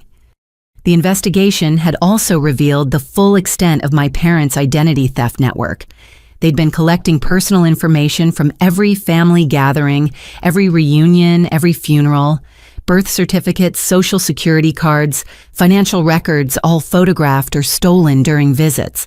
They had a storage unit in Kansas filled with filing cabinets containing the identities of over 300 relatives, living and dead.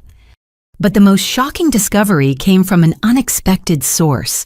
The FBI had been contacted by Interpol regarding similar schemes in Canada and Mexico. My parents had international connections, part of a larger network that operated across borders. The investigation now involved multiple agencies and countries. Jennifer arrived as Santos was explaining the international component. She'd been meeting with federal prosecutors about the additional charges being filed. The original 23 counts were being expanded to over 100, including charges that could result in life sentences. "There's something else," Jennifer said, her expression grim. The storage unit in Kansas contained more than just identity documents. There were photographs, videos, recordings of family members in compromising or vulnerable situations. Your parents were building blackmail files on everyone they knew. I thought about every family gathering, every moment of perceived intimacy, and wondered if it had all been intelligence gathering. Had any moment of my childhood been genuine, or was it all preparation for eventual exploitation? Santos pulled out a laptop and showed me a spreadsheet my father had maintained. It listed every family member, their estimated net worth, their vulnerabilities, and projected profit potential. I was listed near the top with notes about my earning potential in tech and psychological weaknesses to exploit. Beside my name was a column marked harvest date, with the month they'd moved in with me. Other relatives had similar notations, some marked as depleted, others as in progress, a few tagged as future opportunities, including young cousins who hadn't even finished school yet. The cold calculation of it, the reduction of family to profit margins, was breathtaking in its cruelty. "We need your help," Santos said. "You know these people better than anyone. Can you identify the relationships, verify the information, help us contact victims who might not even know they've been victimized?" I agreed, though the task felt overwhelming.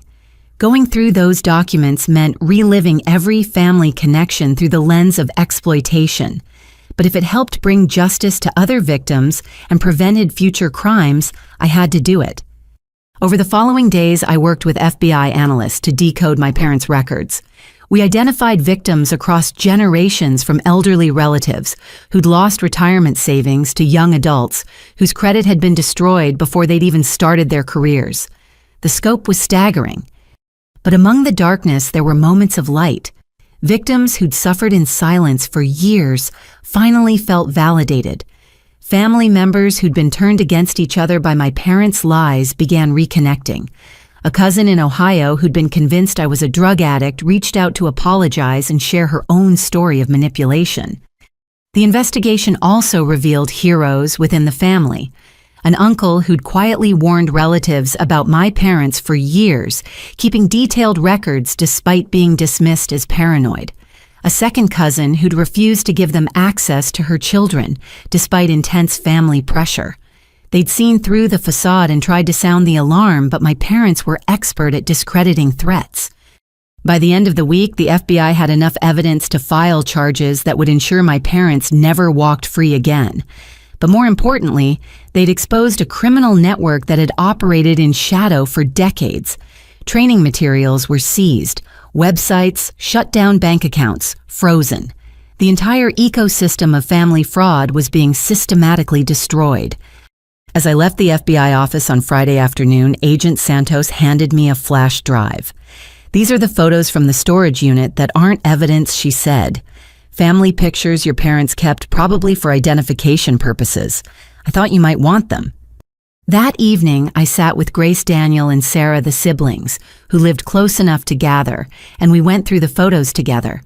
There were images of grandparents we'd never meet, aunts and uncles we'd been told were dead cousins we'd been warned to avoid. Our parents had stolen not just money, but entire relationships, entire histories. But they hadn't stolen our future. As we sat together, strangers bound by blood and betrayal, sharing stories and slowly learning to trust, I realized something important. Our parents had created us as tools for their schemes, but we'd become something they never intended: a real family, forged not by manipulation, but by mutual understanding and shared survival. The investigation would continue for months, maybe years. More victims would come forward. More crimes would be revealed. But we'd already won the only victory that truly mattered. We'd found each other. And unlike our parents' twisted version of family, what we were building was real. 6 months into the federal investigation, my phone rang with an unknown number from Oregon. I'd learned to answer these calls as they often brought new siblings or cousins out of the woodwork. This time, the voice on the other end was young, nervous, and achingly familiar, even though I'd never heard it before. Hi, is this Barry? My name is Jessica Chen. I think Harold and Margaret are my biological parents. I saw the news coverage and I've been trying to work up the courage to call for weeks. Jessica was 22, a college senior studying social work at Portland State University. She'd been left at a hospital in Salem when she was 3 days old, adopted by a loving family who'd told her the truth about her origins when she turned 18. She'd been searching for her biological parents ever since hiring private investigators who found only dead ends and false names. I never imagined this, Jessica said, her voice shaking. I used to fantasize about why they gave me up. Maybe they were too young or too poor or in danger. I created all these scenarios where they loved me but couldn't keep me. Finding out they're criminals who abandoned multiple children, I don't know how to process it. I invited her to Denver to meet the siblings who'd been gathering regularly.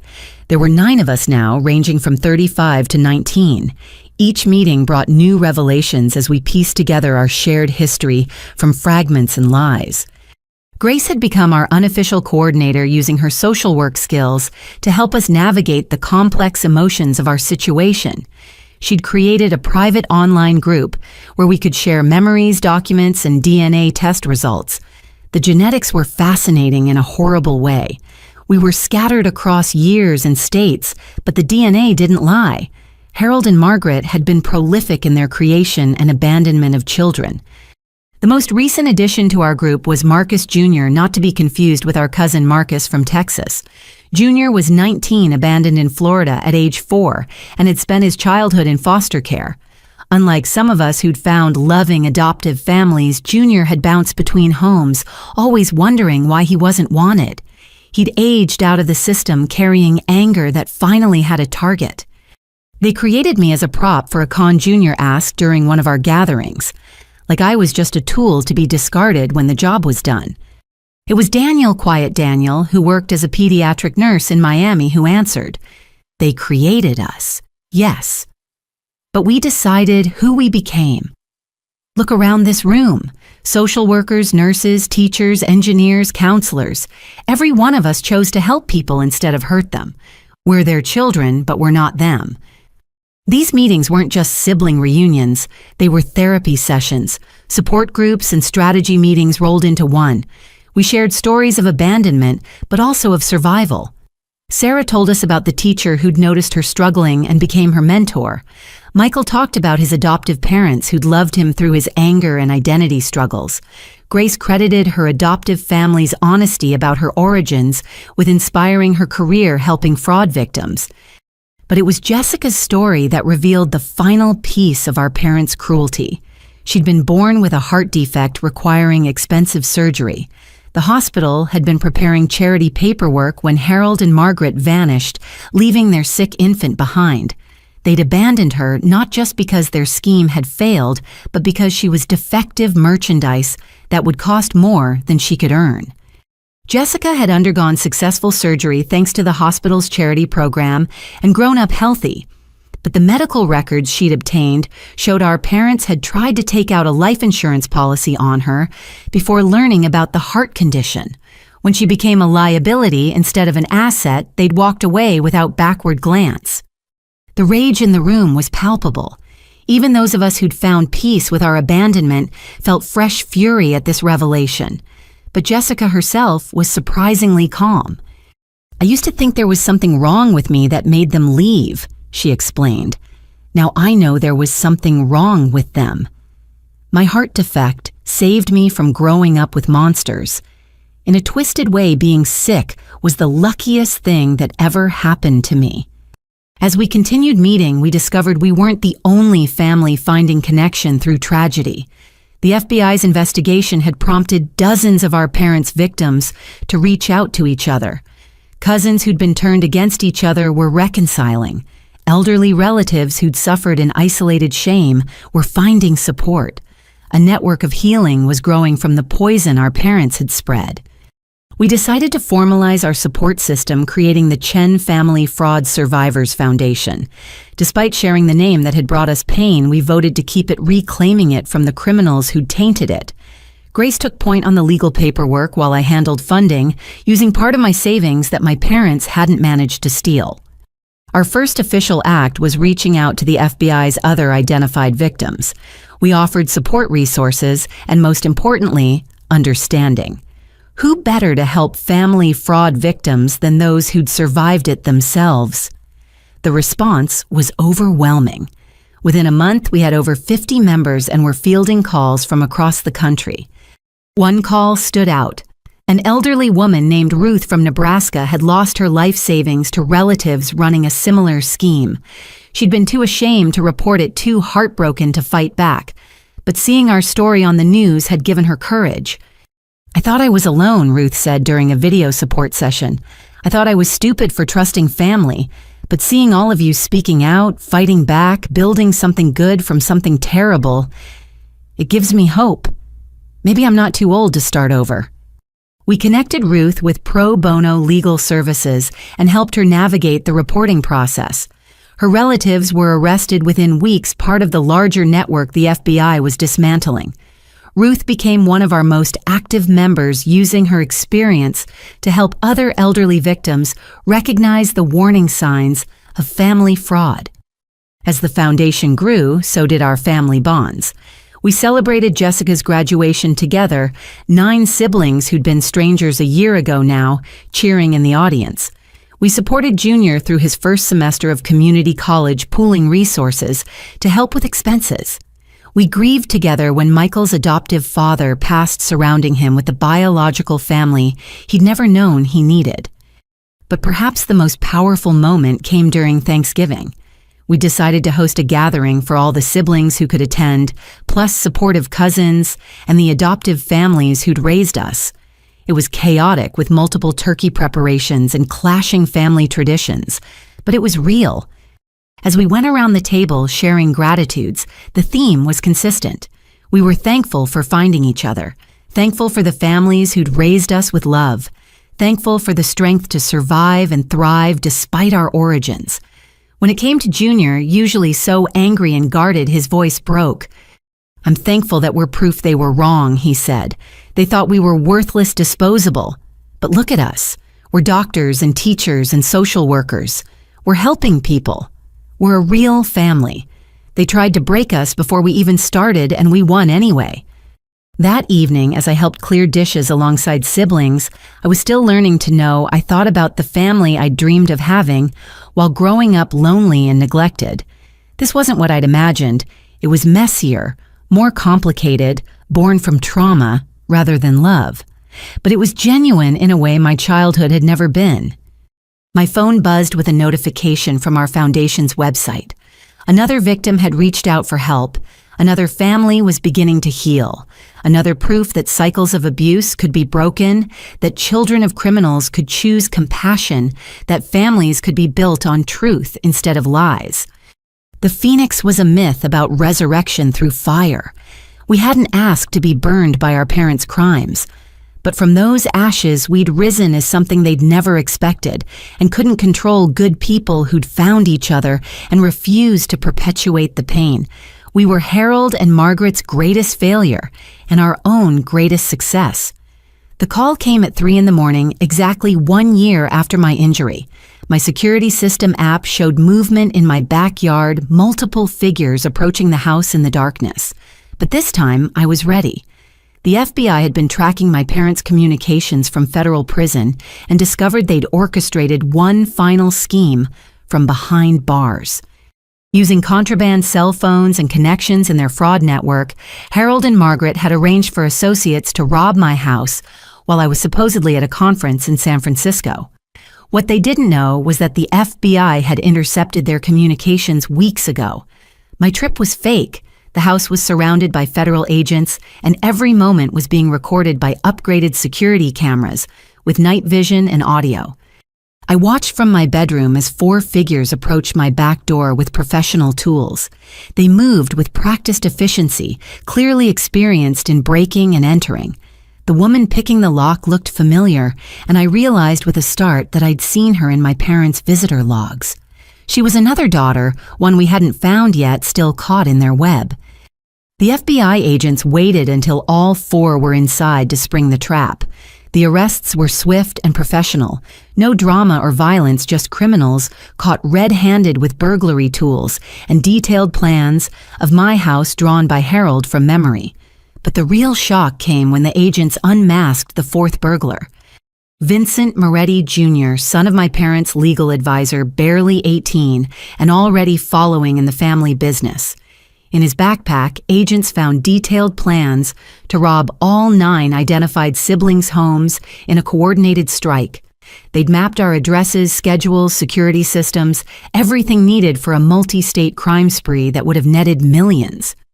The dawn raid on my house was just one of 15 simultaneous operations across the country. The FBI had used my parents' prison communications to map the entire remaining network. By sunrise, 43 people were in custody, including lawyers, accountants, and even a judge who'd been taking bribes to rule favorably in family fraud cases. Agent Santos called me as the sun came up. "Your parents thought they were untouchable even from prison. They were wrong. This is the end of their network.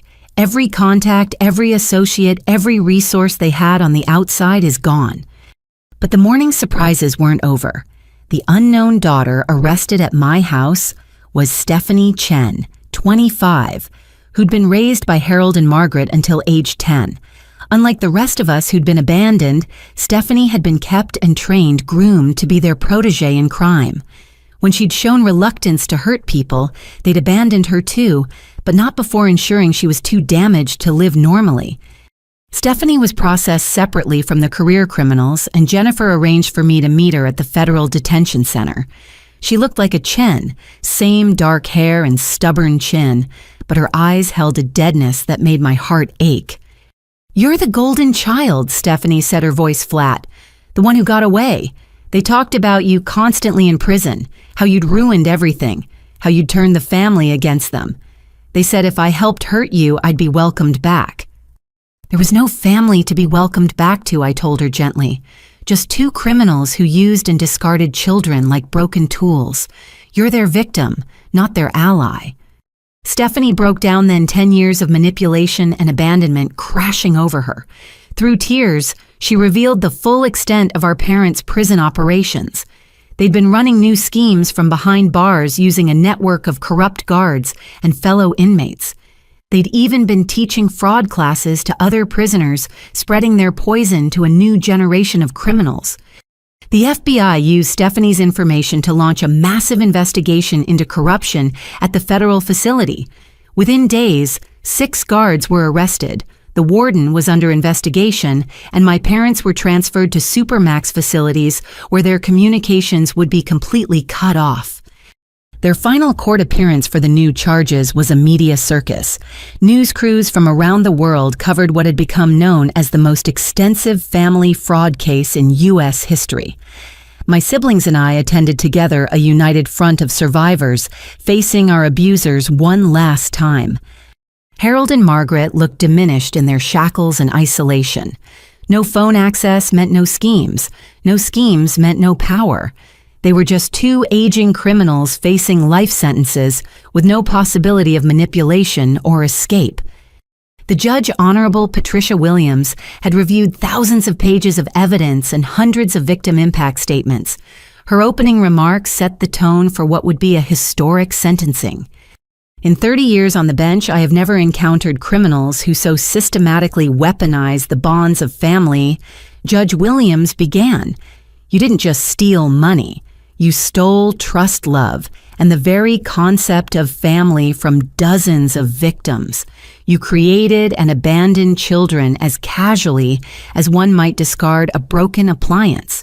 You turned the sacred trust between parent and child into a commodity to be exploited. When offered the chance to speak, Harold launched into a rambling diatribe about ungrateful children and a system rigged against honest people. He was cut off after 5 minutes of increasingly incoherent ranting. Margaret took a different approach, turning on the tears one final time. I'm a sick woman, she sobbed. Gambling addiction is a disease. I never meant for any of this to happen. If my children had just helped me instead of abandoning me, none of this would have happened. The judge was unmoved. Mrs. Chen, the evidence shows you've been claiming gambling addiction as an excuse for 20 years. You've stolen from cancer patients' orphans and your own infant children. Your tears are as calculated as your crimes. The sentences were consecutive, not concurrent. Wire fraud, mail fraud tax. Evasion, identity theft, conspiracy, attempted murder, and racketeering under RICO statutes. The numbers added up to functional life sentences several times over. Harold received 340 years. Margaret received 320. They would die in prison alone and forgotten, except as case studies in criminal psychology textbooks. As they were led away for the last time, Margaret turned to look at her 9 children sitting together. For just a moment, her mask dropped completely. The naked hatred in her eyes was chilling, but it was also clarifying. She'd never loved us. We'd never been anything but marks to her. The fantasy of the loving mother, corrupted by circumstances, died in that moment, and with it, the last of my guilt. Outside the courthouse, our group faced the media together. Grace, as our spokesperson, delivered a statement we'd crafted together. Today, justice was served not just for us, but for every victim of family fraud who suffered in silence. Our biological parents chose crime over children, greed over love. But we chose differently. We chose to find each other, support each other, and build the family they denied us. We are proof that cycles of abuse can be broken, that good can come from evil, that love is stronger than blood. The reporters shouted questions about forgiveness, about healing, about our plans for the future. But we'd said what we needed to say. Arms-linked siblings who'd been strangers united by survival. We walked away from the courthouse and toward the life we were building together. That evening, we held a celebration at my house, the same house where I'd laid broken on the floor exactly 1 year ago. The rooms that had echoed with manipulation and cruelty now rang with genuine laughter. Children of my siblings played in the backyard where criminals had tried to break in just that morning. We cooked together in the kitchen where my parents had plotted my destruction. Stephanie was there too on house arrest, but welcomed into our strange family. She had a long road ahead, years of therapy and legal consequences for her involvement in the crimes. But she also had something she'd never had before: siblings who understood her damage and loved her anyway. As the night wound down, Junior raised a toast. To the family we chose, he said, lifting his glass of sparkling cider. To the parents who failed us and the siblings who didn't. To justice served and futures reclaimed. To us. We clinked glasses, 9 damaged people who'd found wholeness in each other. Tomorrow would bring new challenges. Stephanie's legal battles, ongoing therapy, the work of our foundation, the complex process of healing from a lifetime of manipulation. But tonight we celebrated our victory over the criminals who'd created us to be victims. They'd lost more than their freedom. They'd lost their legacy. Instead of a network of trauma and crime, they'd inadvertently created a network of healing and justice. We were their children, but we were not their creation. We'd created ourselves, and we'd done it together. 2 years after that fateful October morning when I lay broken on my floor, I stood in that same spot, hanging a banner that read, "Welcome Home." The house that had been a crime scene was about to become something beautiful, the first official meeting space for the Chen Family Fraud Survivors Foundation. My siblings and I had pooled resources to purchase the houses on either side of mine, creating a compound of healing where our foundation could offer support groups, legal clinics, and temporary housing for family fraud victims starting over. It felt right to transform the place where I'd almost died into a sanctuary for others escaping similar situations. The grand opening drew over 200 attendees, survivors, advocates, FBI agents who'd worked our case, and media covering what had become a movement. Agent Santos, now retired and serving on our board, cut the ribbon with tears in her eyes. "This place represents everything good that can come from tragedy," she said. "Where criminals plotted destruction, survivors now plan reconstruction. Where trust was betrayed, faith is being restored. Where a family was broken, hundreds of families are being healed." The compound included a legal aid office run by Jennifer's firm Pro Bono, a counseling center staffed by volunteer therapists, and a resource library documenting warning signs of family fraud. Grace had left her job to run our programs full-time, funded by donations that poured in from grateful families we'd helped. But the heart of the compound was the community room built where my parents' bedroom had been. The space that had harbored their schemes now hosted support groups where victims shared their stories without shame. The first meeting included Ruth from Nebraska sitting beside a young man from Maine whose grandparents had stolen his college fund, and a mother from California whose children had drained her retirement accounts. As I welcomed the group, I thought about the journey that had brought us here. My ankle still ached on rainy days, a permanent reminder of that October morning. But the physical pain had faded far faster than the emotional wounds. Those had required different medicine, truth, justice, and the discovery that family could be chosen rather than assigned by blood.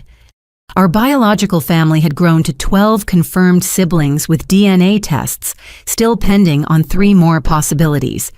Each brought their own story of abandonment and survival. We met monthly sometimes to handle foundation business, but often just to exist together, proof that our parents' legacy of destruction wasn't the final word on who we were. Stephanie had completed her house arrest and probation, throwing herself into making amends by becoming our most dedicated volunteer. She used her insider knowledge of fraud networks to help law enforcement identify and prevent schemes. Her transformation from accomplice to advocate gave hope to others trapped in criminal family systems. Junior had finished his associate's degree and was starting a bachelor's program in criminal justice, determined to become an FBI agent specializing in family fraud. His anger had found purpose in protecting others from what we'd endured. Sarah had written a book about our story, donating proceeds to the foundation. Michael had started a podcast interviewing survivors of various family betrayals, creating a platform for voices too long, silenced by shame. But perhaps the most meaningful moment came during our third annual Thanksgiving gathering. Jessica's adoptive parents hosted at their Oregon farm, welcoming 43 members of our ever-expanding chosen family. As we prepared dinner together, Jessica's adoptive mother, Linda, pulled me aside.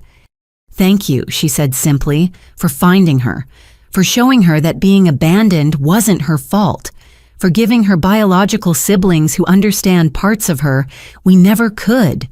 You've given my daughter the missing pieces of her heart." That evening, as we shared what we were grateful for, the themes had evolved from our first gathering. We were still grateful for finding each other, but now we were also grateful for the hundreds of families we'd helped the laws changed because of our advocacy, the criminals stopped by our testimony. We were grateful for the ability to transform poison into medicine. The foundation had helped recover over $10 million for victims assisted in 253 arrests and provided support to over 1,000 families. We'd testified before Congress about the need for stronger laws protecting family fraud victims. 3 states had passed Chen laws making it easier to prosecute relatives who exploited family trust. Harold and Margaret remained in their respective Supermax facilities, all appeals exhausted. They'd attempted to contact us through various channels, sometimes threatening, sometimes pleading, always manipulating. We'd learned to recognize their communications like a familiar poison and dispose of them unopened. They were ghosts of a past we'd survived nothing more. As I stood in my transformed home that December evening watching survivors connect over coffee and shared understanding, my phone buzzed with yet another request for help. A grandmother in Texas cleaned out by grandchildren she'd raised. A father in Michigan identity, stolen by the son he'd tried to save from addiction. A couple in Florida retirement destroyed by the daughter they'd loved too much to suspect. Each story broke my heart and steeled my resolve. The work would never be done. As long as families existed, predators would exploit those bonds. But we'd proven that survivors could become warriors, that stolen trust could be rebuilt, that families of choice could heal wounds left by families of origin. Looking around the room at faces both familiar and new, I realized the banner I'd hung that morning had been wrong. This wasn't about welcoming anyone home. Home implied a return to something that existed before. What we'd built was entirely new, a family forged in honesty rather than lies, united by healing rather than harm. Choosing connection despite every reason to remain isolated. My mother had snarled that I'd regret turning against family. She'd been wrong about that, like she'd been wrong about everything else. I regretted nothing about choosing justice over blood, truth over silence, healing over hatred. The family I'd lost had never been real. The family I'd found was everything. To those watching who've wondered if they're wrong to stand up to family members who hurt them, who've been told that blood is thicker than water, who've been made to feel guilty for protecting themselves from relatives who see them as resources rather than people, you're not alone. Family should be a source of support, not suffering. Love shouldn't come with a price tag. Trust shouldn't be a weapon. If you recognize your story in mine, please reach out. Comment below about your experiences, because sharing breaks the silence that enables abuse. Like this video if it resonated with you so others who need to hear this message can find it. Subscribe to follow more stories of survival and transformation. Share this with anyone trapped in family situations that feel wrong, because sometimes outsiders see what we're too close to recognize. Thank you for listening to my story. Thank you for being part of a community that believes survivors and supports healing. May you find the courage to choose the family that chooses you to build trust with those who earn it, and to know that walking away from toxic blood relations isn't betrayal, it's survival. Remember, you deserve family who sees your worth beyond your wallet, who celebrates your success without calculating their cut, who loves you in sickness and health without checking for profit margins. That family exists. Sometimes you're born into it. Sometimes you have to build it. Either way, it's worth finding. Until next time, this is Barry Chen, survivor, sister, and builder of better families, reminding you that the best revenge against those who tried to break you is to heal so completely that you can help others do the same. Stay strong, stay safe, and never apologize for protecting yourself from predators, no matter what DNA you share.